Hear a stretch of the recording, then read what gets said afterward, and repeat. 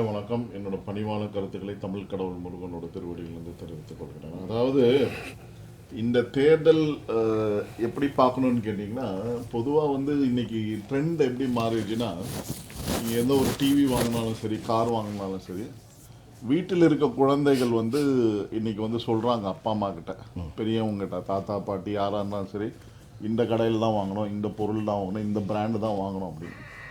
So அந்த லெவலில் தான் இன்றைக்கி ஓட்டிங் ஆகிருக்கு. எப்படி? நான் போன பிரச்சாரம் பெரம்பூர் தொகுதி ஃபுல்லாக பிரச்சாரம் போனேன்.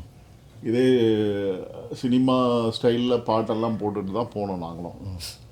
ஆனால் வந்து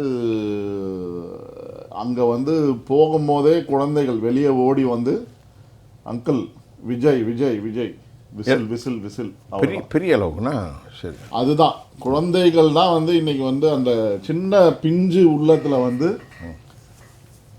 அந்த இதை வந்து விதைச்சாச்சு. அது அவங்க தான் சொல்கிறாங்க, இவங்களுக்கு ஓட்டு போனோம். நிறைய வீட்டில் வந்து நான் இது எனக்கு ஒரு சரண பெருமாள் ஒரு ஆச்சரியமான தகவலாக இருக்கிறது. ஆச்சரியம் இல்லை, இதுதான் நடந்து இல்லை எனக்கு புரியவில்லை. நீங்கள் சொன்னது சரி, நீங்கள் போய் சொல்ல நான் சொல்லவில்லை. இது ஒரு விஷயமாக இருக்கிற பிள்ளைகள் தங்கள் தாய் தந்தையர்களை மடைமாட்டம் செய்து வாக்கு செய்து என்ன கணக்குன்னு தெரியவில்லை.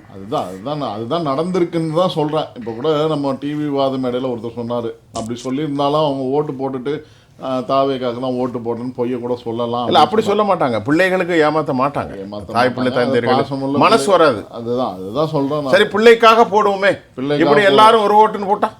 நம்ம நெருங்கிய தொடர்பில் இருந்த ஒரு அம்மா கூட இப்போ சொன்னாங்க, என்ன சொன்னாங்க, எங்கள் குழந்தைங்களாம் வந்து தாவேக்காக தான் ஓட்டு போட்டேன் அப்படின்னு சொன்னாங்க.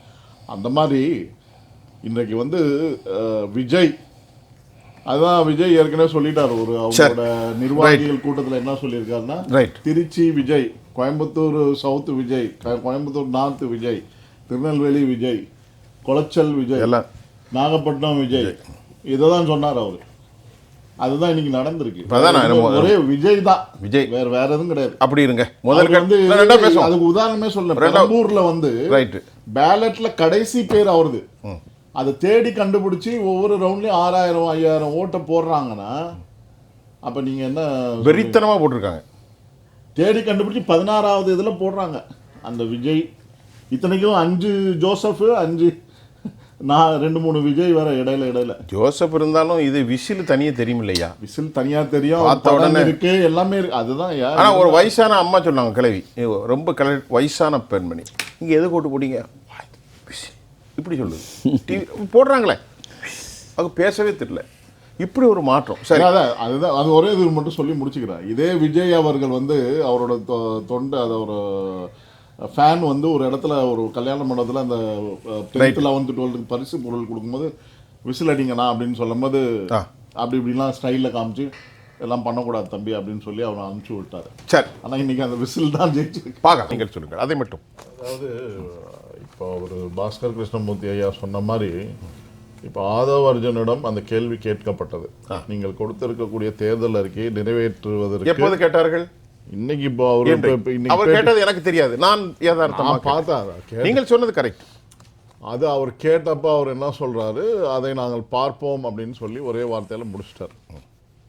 ஸோ இது வந்து பார்த்தீங்கன்னா அவங்களுக்கு தெரியாது. அதாவது இப்போ அந்த கூட்டம் கூட்டி ஐஏஎஸ் ஆஃபீஸர்ஸ் எல்லாரையும் கன்சல்ட் பண்ணி ஏற்கனவே அவர் சொன்ன மாதிரி இடைக்கால பட்ஜெட், இன்ட்ரீம் பட்ஜெட், இன்ட்ரி பட்ஜெட்டில் 6 months பட்ஜெட், 3 months பட்ஜெட் ஏதாவது ஒன்று தாக்கல் பண்ணி 1000 ரூபாய் முதல்ல ரிலீஸ் பண்ணுறதுக்கு தான் பார்ப்பாங்க. அதுதான் கேட்டேன் ஐயாட்ட. அதுக்கு தான் பதில் நான் சொல்கிறேன். 1000 ரூபா அவர்கிட்ட கேட்டீங்க, அதுக்கு பதில் நான் சொல்கிறேன். நீங்கள் என்ன நடக்கும் ப்ராக்டிக்கலாக அப்படின்னு பார்த்தீங்கன்னா, அடுத்த ஒரு 3-4 மாதத்துக்கோ 6 மாதத்துக்கு 1000 ரூபாய் தான் கொடுப்பாங்க. அந்த 2500 ரூபான்றது 8வது மாதம் இல்லை 1 வருஷம் கழிச்சுக்கு தான் கிடைக்கும். 2வது வருஷம் 3 வருஷம் கிடைக்கலாம். 2வது வருஷத்தில் முயற்சி பண்ணுவாங்க. அப்படிதான் நான் பார்க்குறேன். அதுக்கு முன்னாடி வாய்ப்புகள் கிடையாது. சரி, அப்படி பட் வந்து அதை விட்டுருங்க. இல்லைங்க, 10 லட்சம் கோடி எப்படி அடைப்பது அப்படின்றத அது நிதிநிலை அறிக்கையை வந்து ஐயா ஒயிட் பேப்பர் அவங்க தாக்கல் பண்ண வேண்டிய சூழ்நிலையில் இருக்காங்க. ரைட். இத்தனை காலமா என்னன்னா கஜானா காலி பண்ணிட்டு போயிடுவாங்க, ஒயிட் பேப்பர் தாக்கல் பண்ணணும். அவர் ஆனஸ்டா டிரான்ஸ்பரண்டா இப்போ சொன்னார் பார்த்தீங்களா, ஊழலே இல்லாத ஆட்சி, முதல்ல ஊழலே இல்லாத ஆட்சி, white paper you should submit. Very good. அப்படி நீங்கள் எவ்வளோ கஜானாவை காலி பண்ணிட்டு போனாங்க, என்ன வருவாய் வந்தது, 10 லட்சம் கோடியை நான் எப்படி அடைக்க போகிறேன் அப்படின்றது அடுத்த 5 year பிளானை ஏதோ ஒன்று சொல்லி கொடுக்கணும். அது வந்து லாங் ப்ராசஸ். அதுவே வந்து ஒரு 3 மாதம் 6 மாதம் டைம் எடுக்கும். சரி, இப்போ ஒரு கேள்வி, இப்போ முக்கியமான கேள்வி. எளிய மக்கள், தலித் மக்கள், விளிம்பு நிலை மக்கள், ஒடுக்கப்பட்ட மக்கள், தினக்கூலிகள் எல்லோரும் வாக்களித்திருக்கிறார்கள். எல்லோருடைய எதிர்பார்ப்பும் டாஸ்மாக் குறித்து இவருடைய நிலை என்ன? அதுதான் அது ஒரு பாயிண்ட் இருக்கு. இப்ப இதெல்லாம் சொல்லியிருக்கிறது அவருக்கு போய் சேரும். நான் பேசுவது எல்லாமே போகத்தான் செய்யும். அவர் பேசியிருக்கிறது வந்து டாஸ்மாக நான் மூடுவேன் அப்படின்னு சொல்லியிருக்காரா? ஆமா படிப்படியா மூடுவேன் அப்படின்றத தேர்தல் வாக்குறுதிகள். அப்படி என்றால் 60,000 கோடி இழப்பு வரும். படிப்படியாக, அதாவது இப்போ ஹைவேல இருக்க டாஸ்மாக் எல்லாம் மூடிட்டு வந்தாங்க. கோர்ட் ஆர்டர் பிரகாரம் ஜெயலலிதா அம்மையார் ஹைவேல இருக்கக்கூடாது அப்படின்றது, கோயில் ஸ்கூல்ல இருந்து இவ்வளோ மீட்டர் தூரம் அப்படின்றதெல்லாம் மார்க் பண்ணி அங்கே இருக்கக்கூடாது, இதெல்லாம் அகற்றிக்கிட்டே வந்தாங்க. இந்த மாதிரி அந்த மாதிரியான முயற்சிகளை தீவிரப்படுத்தணும். இப்போ இந்த கடந்த 5 ஆண்டு கால திமுக ஆட்சியில் வந்து 10 மீட்டர் தூரத்திலே பல இடங்களில் வந்து டாஸ்மாக் கடைகள், ஸ்கூலு பக்கத்தில் 10 மீட்டர் கோயில் மத்தியில் சாராய கடை, அப்புறம் ஸ்கூலு பிள்ளைங்க அப்படி நைட்டில் போயிட்டு வர முடியாது, விளங்கவே விளங்காது. அது ஒன்னாரப்பேட்டையில் போராட்டம்லாம் நடந்திருக்கு. அந்த திமுக கவுன்சிலரே அதில் சைன் போட்டிருக்காரு அந்த சிக்னேச்சர் கேம்பெயினில் ஒரு பகுதியில். ஸோ அதனால இந்த மாதிரி பிரச்சனைகள், டீத்திங் ப்ராப்ளம் கண்டிப்பாக இருக்கும். சரி, அதாவது ஒரு விஷயம் நல்லா தெரிஞ்சுக்கோங்க, 2014 மோடி வந்தப்போ இதே டீத்திங் ப்ராப்ளம் தான்.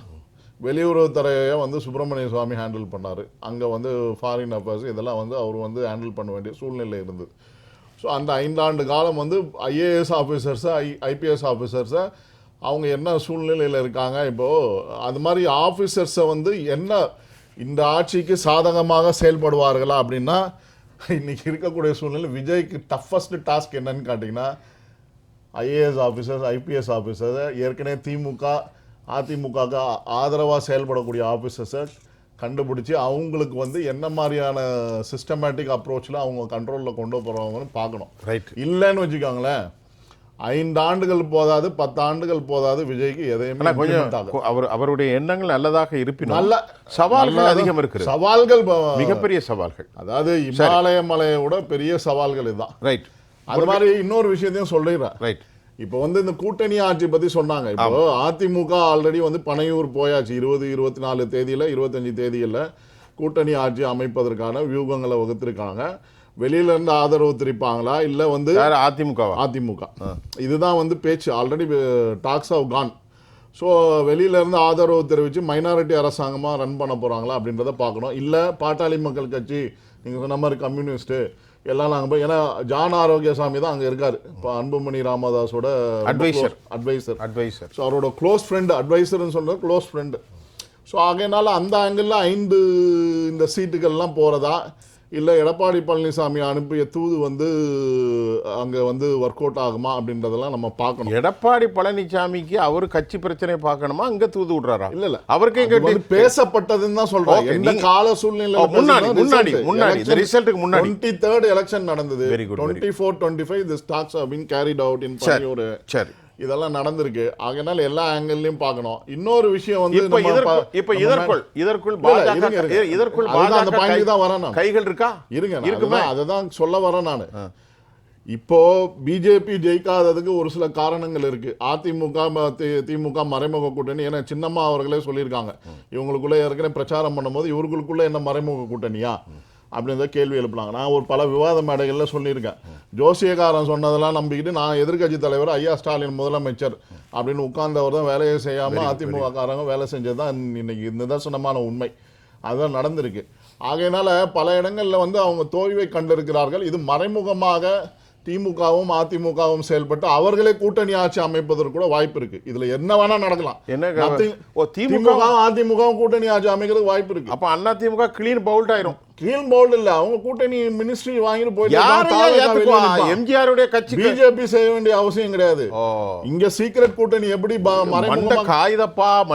காயறதா, வேற வழி கிடையாது. மக்கள் புரிஞ்சுக்கணும் இதெல்லாம், இந்த ஃபேக்டர்ஸ் எல்லாம் புரிஞ்சுக்கணும். ஓட்டு போடாதெல்லாம் இவர் சொல்றாரு கருத்து கேளுங்க, சொல்லுங்க. ஒரு நிமிஷம் இல்ல, அதே மாதிரி இன்னொன்னு சொல்றேன். HD குமாரசாமி 41 சீட்டு ஜெயிச்சப்ப கண்டிப்பா முதல்ல வந்து ராகுல் காந்தி ஐயா தான் சொன்னாரு, நாங்க வந்து வெளியில இருந்து ஆதரவு தெரிவிக்கிறேன், நீங்க இது பண்ணுங்க அப்படின்னா. அப்புறம் அங்க செட் ஆகலைன்னு 6 மாசமா 8 மாசத்துல இருந்து ஓடி வந்தவர் தான் குமாரசாமி. என்ன பண்ணாரு, பிஜேபியோட அலையன்ஸ் நாங்க 41 இது, நீங்க வந்து நான் முதலமைச்சர், நீங்க துணை முதலமைச்சர். குதிரை பேரம் செய்ய வாய்ப்பில்லை. அரசியல் கிடையாது. இன்னொரு விஷயத்தை நான் சொல்லிடுறேன். இன்னைக்கு தமிழகத்துல நம்ம கோபாலபுரம் குடும்பம் வேண்டாம்னு சொன்னோம். இது வந்து இங்க வந்து ஒரு பிரச்சாரம் செய்யப்பட்டது 96ல ஜெயலலிதா அம்மையார் ஆட்சி காலத்துல என்ன பிரச்சாரம் செய்யப்பட்டது உங்களுக்கு தெரியும். அந்த குடும்பம் வேண்டாம் அப்படின்ற மாதிரி. சரி சரி. இன்னைக்கு என்ன குடும்பம் இருக்கு தமிழகத்துல? மார்ட்டின் லாட்டரி குடும்பம். எதிர்க்கட்சி தலைமையில லீமா ரோஸ் ஜெயிச்சிருக்காங்க. ஜெயிச்சிட்டாங்க. ஆமா அப்படியே லால்குடியில. இங்க ஆதவ் அர்ஜுன், அங்க பாண்டிச்சேரியில இவரு லட்சிய கட்சி. ஆக மொத்தத்துல தமிழகம் வந்து இன்னைக்கு வந்து என்ன கால சூழ்நிலையில போயிட்டு இருக்குன்னா லாட்டரி குடும்பம் ஆட்சி நடக்க போகுது. இதுதான் முதல்ல லாட்டரியா இல்ல மக்கள் சிந்திக்கணுங்க. சில மணி நம்ம வந்து பிஹேவ் கொஞ்சம் அமைதி, கொஞ்சம் அமைதி. ஒரு நிமிஷம். இந்த ஆங்கிள் எல்லாம் யோசிக்கணும். நீங்க ஏன் நெகட்டிவ் யோசிக்கிறீங்க? ஒரு தலைவன் வரட்டு, நாம கேள்வியே தாங்க. இப்போ நான் ஒரு இது விஷயத்தை சொல்றேன். ரைட். பணமே இல்லாத ஜெயிச்சவங்க இருக்காங்க. காங்கிரஸ் ஆட்சி முதல்ல வந்து 47ல சுதந்திரம் வந்ததுப்போ பி.கே. சால்வேன்னு ஒருத்தர் இருந்தார் தெரியுமா? Joint secretary for constitution committee. Very good. அம்பேத்கரோட இஸ் ஆடிட்டர் கம் லாயர், பெரிய லீடிங் லாயர். சால்வே. ஆமா. சிந்துவாரால அவங்க வீடு. ஆமா. குடும்பத்துல இருக்க சொத்து பத்து எல்லாம் போச்சு. 11 பிள்ளைங்க இருங்க. அவங்க வந்து நாக்பூர்னுடைய மேயர் தொகுதியை வந்து பிரச்சாரமே பண்ணாம செஞ்சாரு. காசு ஒரு காசு இதுதான் உண்மை. இதெல்லாம் தெரிஞ்சுக்கணும் மக்கள். சுருக்கமாக